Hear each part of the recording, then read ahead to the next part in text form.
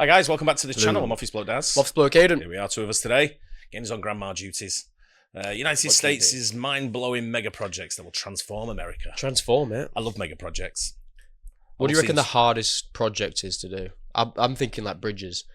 Yeah, bridges are so subways, underground tunnels. Yeah. They're quite difficult. But anything that's complex is quite tough. Yeah, I saw a video yesterday about a bridge that goes from Virginia to like the East Coast, and it's on water, and then it goes underwater, and then it comes back out. Oh, really? And I was wondering why they would make it go underwater, because there's no problem with it just going up. Apparently, it's to prevent like attacks and stuff. Oh, really? Like, if you like try and bomb the bridge, then it wouldn't break. Oh, stuff like I that. thought it might be for the waterway, to keep the waterway running.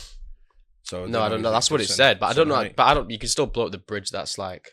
Yeah, but if it's a certain height, you might have to stop boats coming through. Depends on what height the boats are and how big you have to build the bridge to go, so boats can Yeah, get maybe through that's what it is. Drawbridge. Because that sounds more logical than what I've just said. Yeah. Anyway, these are the it might be on here. United States mind-blowing mega projects that will transform America. From coast to coast, the United States is undergoing a radical transformation. They are constructing projects that will define our future, reshape skylines, and inspire the world. These are the most captivating and mind-blowing mega projects that are literally transforming America before our eyes. Buckle up, some of these will blow your mind. Once considered the final frontier of Manhattan real estate, Hudson Yards has already made global headlines as the largest private real estate development in U.S. history. But what many people don't know is that Phase 1 was just the beginning. To jog your memory, the Hudson Yards Phase 1 is a $25 billion mega project that transformed an overbuilt and underutilized stretch of Manhattan's west side into a vertical city of the future.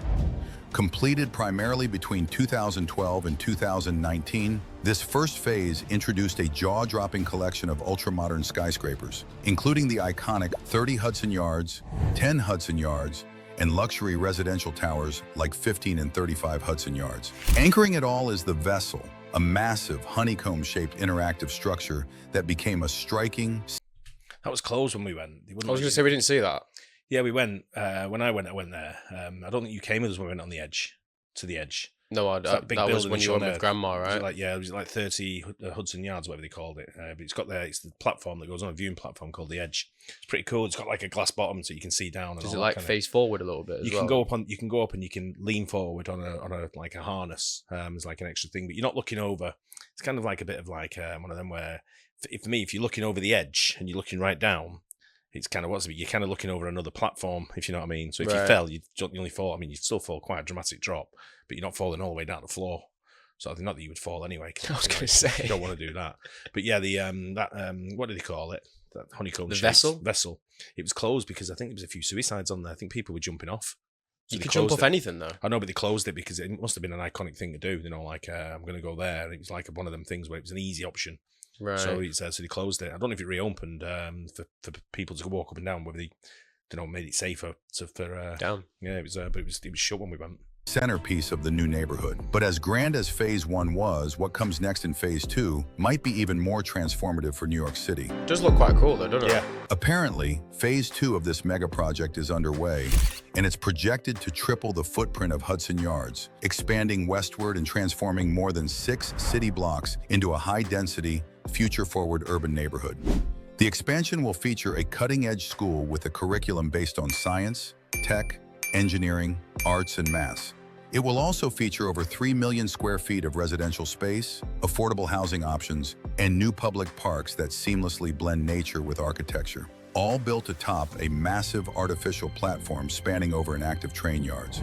To build this mega district over a working rail yard, developers must construct a multi-acre suspended concrete platform, complete with temperature control and ventilation systems to manage heat from the trains below. This is not just architectural vanity, it's a symbol of vertical urbanism, solving space scarcity by literally building a new neighborhood in the sky. The new towers will incorporate LEED-certified designs, gray water recycling systems, and AI-powered energy management, pushing New York City closer to its climate targets.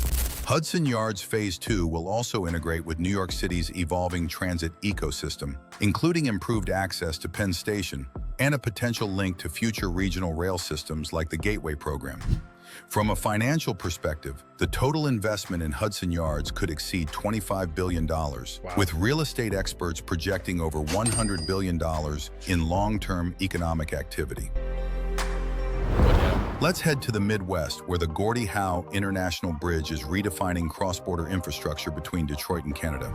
Slated for completion in 2025, this $5.7 billion mega project will redefine U.S.-Canada trade, logistics, and bilateral connectivity for the 21st century. So close. At its core, the bridge is a monumental engineering feat, spanning a 1.5 mile. It is equally a 6-lane cable-stayed bridge, which will eventually claim the title of North America's longest main span for a cable-stayed structure.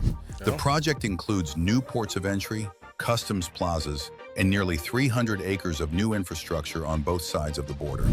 Currently, 25% of all trade between America are quite good at making bridges. To be, they've got the longest bridge like over a span of water, haven't they? That one in Louisiana. Oh, I don't like know. From, like, is it Baton Rouge up through the lake? Right. It's like quite long. Oh, okay. Yeah, I didn't know that. the U.S. and Canada. What are you saying? I mean, there's some great bridges in the USA. You know, when you look at Yeah, things yeah, like yeah. Golden Gate of Golden Gate, Arizona, yeah, yeah. things like that. But you've got the Windsor Bridge here as well, haven't you? Which does Detroit to Canada. So this is sort of like the same area, right? Yeah, it must be, right? Windsor, Canada, wherever.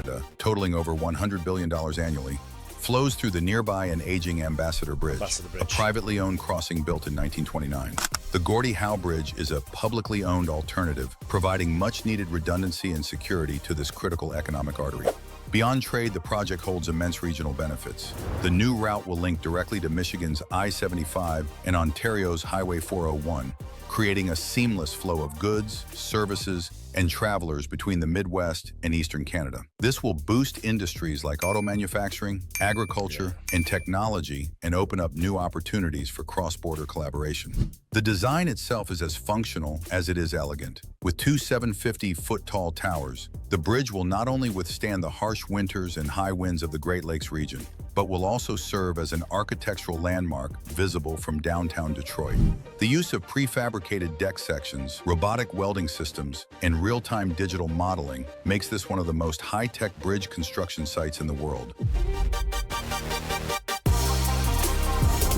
And in a country where train travel has long lagged behind global standards, the California High-Speed Rail Project is the most ambitious. Have you ever seen like the train tracks in America compared to in Europe?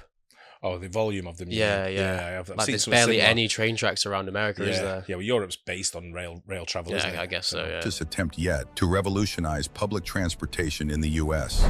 Designed to connect San Francisco to Los Angeles in under 3 hours via all-electric bullet trains, the project is one of the most significant quite long. and yet what the drive controversial is. infrastructure efforts in American history. The first phase, currently under construction, spans the Central Valley and will eventually connect Merced to Bakersfield. When completed, the train will link major cities like San Francisco and Los Angeles, creating a seamless, efficient, and eco-friendly alternative to the congested I-5 and short-haul flights. What sets this project apart is its commitment to zero-emission technology. The trains will run on 100% renewable energy, significantly reducing California's carbon footprint. However, the road to realization hasn't been easy. The project has faced political pushback, cost overruns, land acquisition battles, and shifting timelines.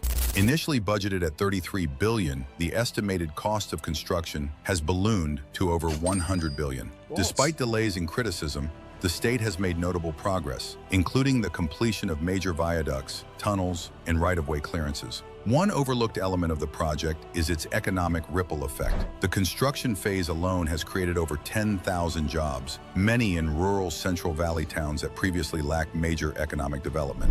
Once operational, the rail will unlock unprecedented labor mobility, allowing people to live affordably in one city and work in another, all without relying on a car or airplane.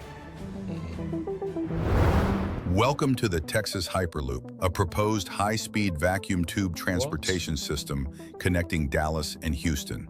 Don't get me wrong, this isn't a teleportation machine. However, it is designed to move passengers and cargo at speeds exceeding 600 miles per hour. This project could turn a 3.5-hour drive into a 30-minute journey, radically transforming commuting, business, and trade in one of Do you reckon you'd feel it when you're in there? You'd feel probably original. You don't feel it in an aircraft, do you? when you fly it in a plane sort of thing. I think you'll Yeah, feel the initial, true. and especially if you're in a loop where you're not Just the looking initial. if you're not looking at anything, you know what I mean? Sort of like there's nothing to see to sort of like judge Yeah, how fast yeah. you're going. If there's no windows, You know, and you're correct, yeah. But I think this is the future of travel. You know, when you look it looked really nice in the little things as well. Yeah, but you imagine Half that. an hour from Dallas to Houston. That's what I'm saying. That's It's, so it efficient. It takes the whole everything away, and then if you start taking on cargo and stuff like that and getting it there, makes the whole. You can think about food. You think, oh, I fancy a takeaway. You order it from Dallas. No You order it from Dallas, delivery it driver's going on that. delivers That's it going to at be like a $500 train. 100%. America's fastest growing mega regions. The Hyperloop operates on magnetic levitation, maglev, inside a sealed low-pressure tube, drastically reducing air resistance and energy loss. The result? Ultra-fast, near-silent, and emissions-free transportation. What makes the Texas route particularly feasible is geography and demand. Houston and Dallas are two of America's most economically dynamic cities, with a combined metro population of over 15 million. Wow. This makes their daily flight quite congested, ranking them among the busiest in the U.S. The Hyperloop megaproject could help ease you've the got to wear stress of that? commuting for her citizens. Preliminary Flying at that studies speed. suggest the project could carry tens of thousands of You don't wear that in an passengers daily, airplane. with carbon savings equivalent to taking over 100,000 cars off the road annually. And in terms of construction, the tubes can be built in parallel with existing highways, minimizing land use conflicts and environmental disruption. What's more fascinating is that Virgin Hyperloop, the company in charge of the project, has already conducted successful full-scale tests with pods carrying human passengers safely in controlled environments. Regulatory bodies in Texas have shown strong interest in the project, recognizing its potential to leapfrog traditional rail or road solutions. With Texas's pro-growth, pro-tech policy climate, the Hyperloop could be the first of its kind to achieve full commercial viability in the U.S. But perhaps the most compelling aspect is what this symbolizes for America at large. In a country struggling with aging infrastructure, the Texas Hyperloop offers a visionary alternative, a transportation system not based on 20th century models, but one that redefines mobility for the 21st century and beyond. That'll be expensive. What no if the way. Texas Yeah. Hyperloop is never erected? Will the city just ignore the stressful transport system plaguing commuters? Well, the answer is no, because Texas City has also planned to construct a high-speed train project known as the Texas Central Railway. This project is set to become the boldest transportation project in the American South. The proposed railway project comprises a bullet train connecting Dallas to Houston in under 90 minutes, flying at 205 miles per hour. Inspired by Japan's famous Shinkansen system, the Texas Central High-Speed Rail is a privately led mega project aiming to revolutionize inner-city travel in the U.S. with cutting-edge technology, zero emissions, and a travel experience that rivals air travel. Spanning roughly 240 miles, the proposed rail line will connect two of the fastest-growing metro areas in America. Unlike California's high-speed rail, Texas Central is fully privately funded, making it a unique model of infrastructure investment in the U.S. The system will use Japanese N700S train sets, renowned for their safety, having recorded 0 fatalities in over 50 years.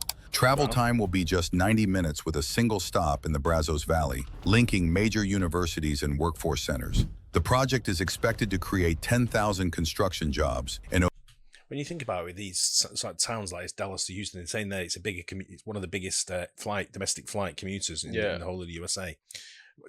When you talk about, when you see rail networks in the US compared to rail networks in Europe, when you see airports in Europe compared to airports in the USA, Yeah, that it'd is be the true. same. There'd be so many airports. It's so cheap to fly domestically. You don't even need to get your passport, do you? Here's one for you. Last week, I looked at a train to go from, like the next day, to go from Manchester to London. A return. How much do you think? I'm going to go higher because I feel like it's going to be quite expensive. But I would say no more than 200 quid. £435 Oh. each. So for me and Gaynor to go was almost £1,000. So what's that? I'd rather walk. $1,400, whatever. That's it may just be crazy. At the moment, $1,500. But when you look at it, I could have flown from here, from Manchester to Ibiza, and then Ibiza to London for cheaper Really? than getting on the train from Manchester to The London. easiest plane I've ever got on was when in England when I went from Manchester, but it went to Northern Ireland up to Belfast, so I didn't have to bring my passport. It was the easiest flight ever, just on and off. And the other one was when we went from Atlanta to Nashville. Easy as hell. Easy, wasn't it? Yeah, it's simple. But again, it's my only problem I ever want to travel in the USA domestic is that everyone seems to be carrying every bit of content of the house. In an overhead They've got like 17 bags. But the overhead bins in the flights in America are way bigger than what we get. Overhead bins over here. They are. But I see people with massive luggage kit, and I'm like, mate, just check it in. I'm like, you know. I actually said to one guy once, "Are you moving house?" He just stared at me, just like, you know, didn't understand it. Over 1,500 permanent operations roles, while spurring billions in economic activity through real estate development, hospitality, and connectivity. Stations in Dallas and Houston will be strategically located near existing transit hubs, maximizing convenience for commuters and travelers alike. Initially, the mega project was proposed to cost an estimated sum of $10 billion. Subsequently, a $63.9 million federal grant for planning purposes was awarded and then rescinded due to the cost increases. To make matters worse, the initial project cost soon skyrocketed to an estimated cost of over $40 billion. This drastic cost escalation has led to the loss of federal funding and raised concerns about the project's feasibility. At this point, the project's initial reliance on private investment had been impacted by the cost increases, making it difficult to secure sufficient private funding. While legal and funding hurdles have slowed progress, recent developments suggest the project is gaining momentum again, with federal regulatory approvals already in place and new investment partners stepping in. But while Texas is racing toward the future with bullet trains, the Northeast is battling time itself, and the clock is ticking. Imagine this, the most heavily used passenger rail line in the entire Western Hemisphere brought to a grinding halt, all because of 2 aging tunnels under the Hudson River. That's not science fiction, it's a looming reality. These tunnels, built over 110 years ago, connect New Jersey to New York City's Penn Station, and they're now showing serious wear and tear, especially after suffering damage from Hurricane Sandy back in 2012. Every day, more than 200,000 passengers and 450 trains rely on these very tunnels. They're the lifeline of Amtrak's Northeast Corridor and the beating artery for New Jersey transit commuters. If even one tunnel were forced to shut down without a replacement ready, commute times would double or triple, and the economic fallout would ripple across the entire region. This is where the Gateway program comes in, and it's one of the most ambitious infrastructure efforts in America today. Now, Gateway isn't just one project. It's a network of massive upgrades running between Newark, New Jersey and New York City, and it comprises building 2 new electrified tunnels under the Hudson River, rehabilitating the existing tunnels without interrupting daily service, expanding Penn Station to handle growing passenger traffic, and replacing outdated bridges like the infamous Portal Bridge, a 110-year-old swing bridge that sometimes refuses to close, holding up train traffic like a bottleneck in a major artery. The crown jewel of this program is the Hudson Tunnel Project, a $16 billion mega project that will future-proof rail travel in and out of Manhattan. The engineering involved is nothing short of extraordinary. Apparently, tunneling beneath a river requires precision boring machines, advanced drainage systems, and design features that can withstand both flooding and earthquakes. Because in today's world, climate resilience is no longer optional. From a financial standpoint, the Gateway program is a massive collaboration, with funding from the U.S. Department of Transportation, Amtrak, the Port Authority, and billions secured through the bipartisan infrastructure law. It's a rare example of federal and state governments working together to fix what truly matters. While the Northeast is building tunnels to preserve its past and secure its future, down south, an entirely different kind of transformation is underway. This is Miami Freedom Park, a bold new vision that's turning an underused piece of land into a 73-acre mega project with a mission far. Before he says, I don't know whose stadium that's going to be, but the fact that the Miami Hurricanes and the Miami Dolphins share a stadium really annoys me, so I'm hoping one of them goes into that. You've got Miami Heat, what's the football team called? Soccer team. Into Miami. Into Miami. Yeah, but they don't play at that stadium though. I don't know where they play. They've got their own stadium. It's been built. I don't know if they opened the new stadium yet. I don't know, but they've had it for a while. They just had like I thought it was temporary stands, but it's just like in the same place. Oh, okay. I thought they were building a new one.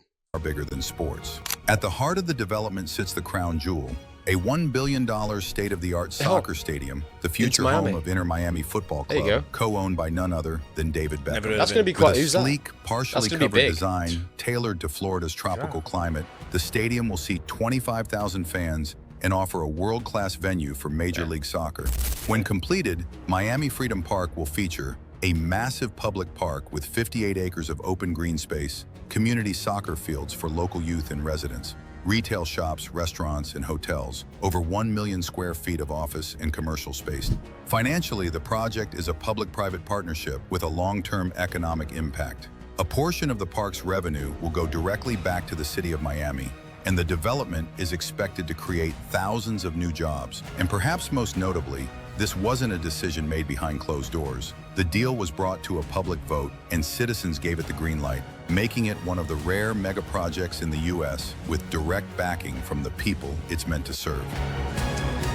Don't see why they would say we no. now head north, where a different kind of mega project is taking shape. This is the Obama Presidential Center, a bold new chapter in civic architecture unfolding in Chicago's South Side. Being valued at an estimated cost of $830 million, this project goes far beyond the traditional idea of storing documents and displaying artifacts. Instead, it's designed to be a living, breathing hub of community action, where young people are inspired, leaders are made, and a neighborhood often left behind finally gets the investment it deserves.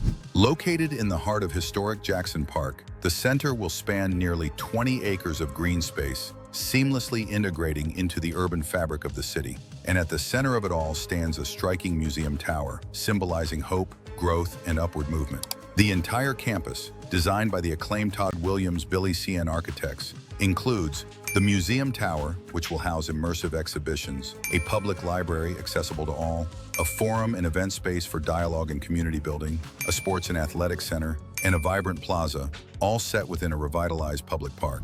But what truly sets this project apart... What I've noticed about when we've done a few of these like USA sort of like developments that they're doing around there is how much time and effort they're putting into parks. And recreational land and stuff like that, so like areas, green spaces if you want. Whereas we when we do anything over here, we don't seem to take that into consideration. They're taking away the green spaces. Maybe because that's like kind of what we have to use to build. Well, we've got loads of land over here. You take a flight anywhere and just have a look how much space we've got. There's loads of space. We've got no, big I know, cities. but you're not just going to make a new city, are you? Talks about making 3 new towns before 2029. One in Leeds South, one just outside in Enfield, outside of London, and one up near in Bedfordshire somewhere.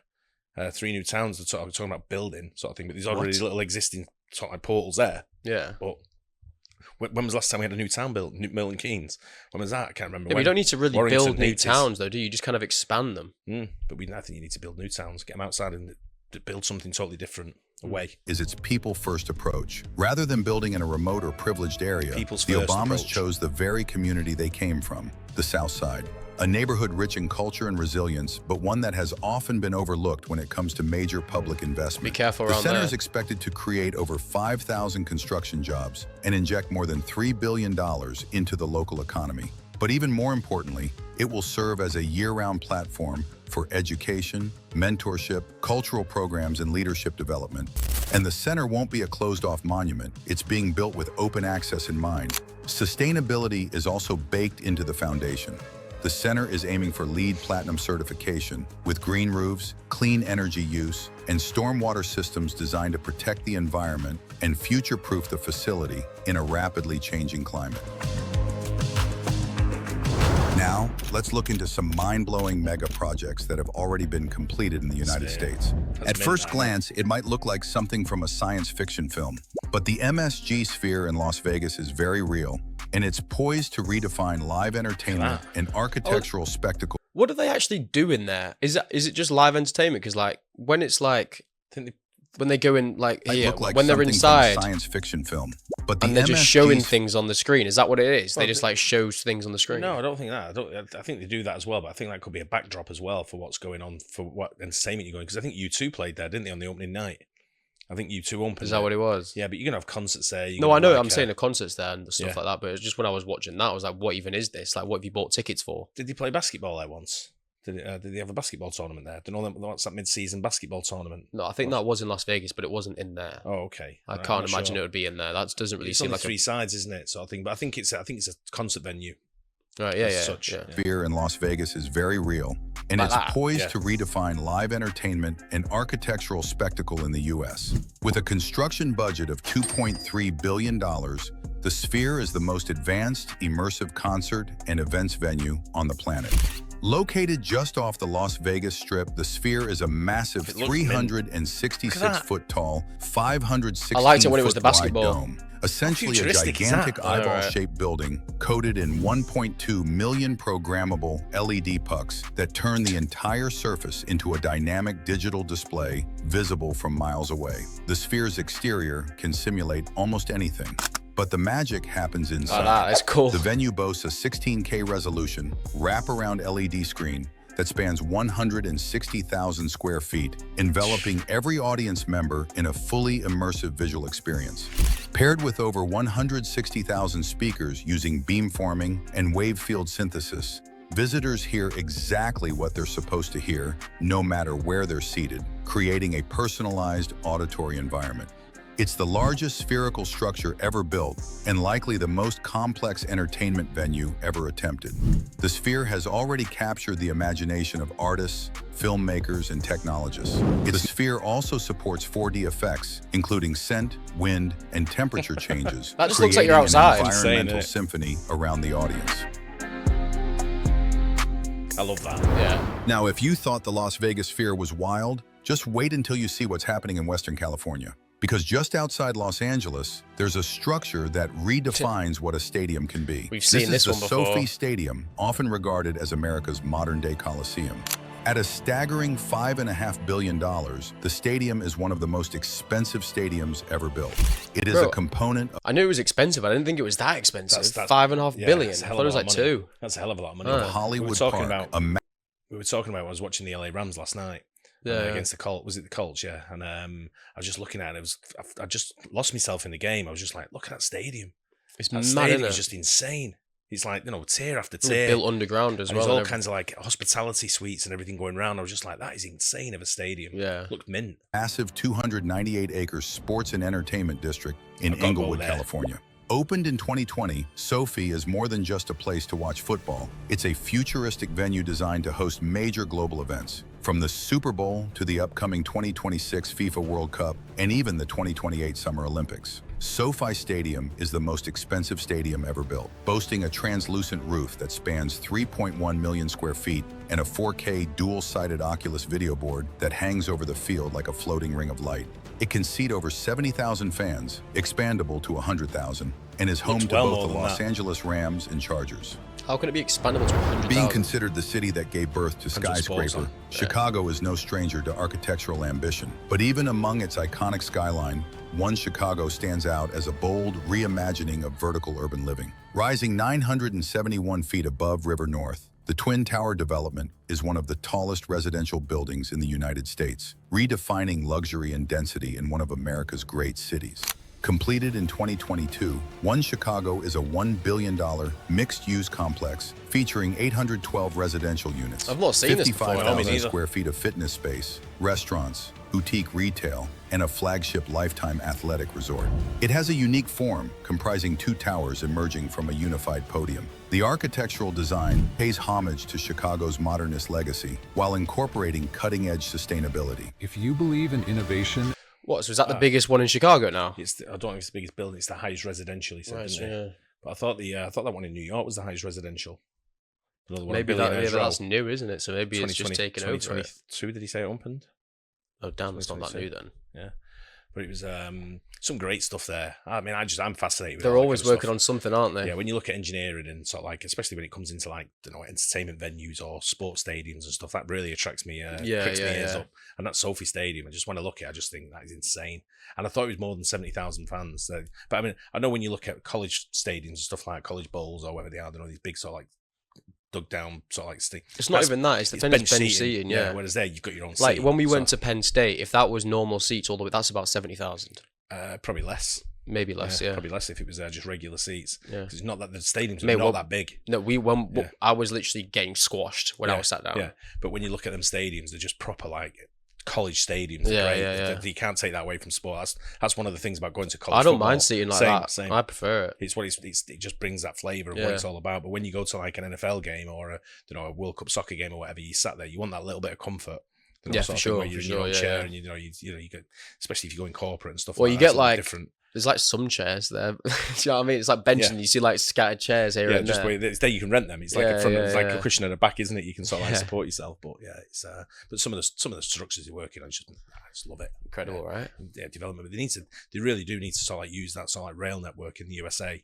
Oh, develop mate. and sort of like take away from air travel. Especially how big the USA is. I'm surprised they've not made something like that. Hyperloop. The text, I'm surprised that's not already a thing. Yeah, me too. Like New York, New York to LA in like 3 hours. What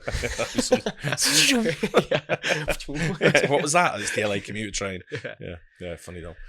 Hope you guys enjoyed that. Don't forget to like and subscribe. We'll see you in the next one. Cheers. Cheers.